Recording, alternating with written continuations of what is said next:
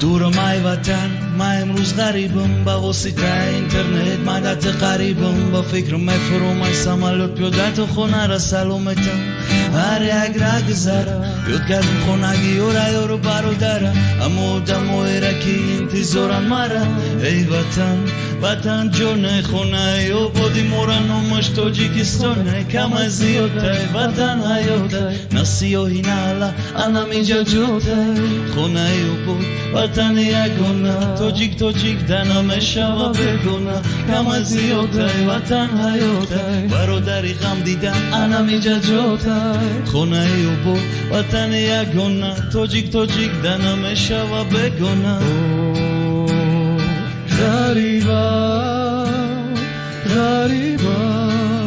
دور از خونه و بود. غریبا بالینجات مدوه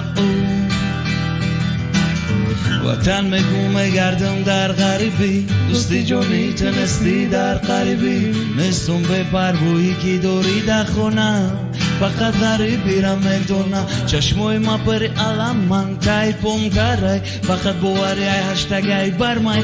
غریبی نسبتی تو برامونا میمونه، بلنگب نزن که میای سوی بیخونه. مشنوی لحظی وطنم لرزه بدنت، میمون دوری تو چیکی که نینا میفهمند، نگوهی و دموی جا میکنه دبونه. که میرسم دخونه، کم از زیاده وطن حیاته، برادری غم دیدن انا میجا جوته. خونه ای و بود وطن یگونه، تاجیک دنم شوا بگونه، کم از زیاده وطن حیاته، برادری غم دیدن انا میجا جوته. خونه ای و بود وطن یگونه، تاجیکوی هم وطن خوش اومده بخونه. غریبا دور از خونه و بود.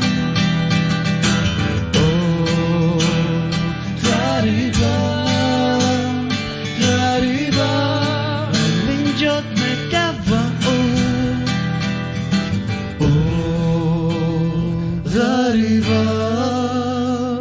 غریبا دور از خونه و بود.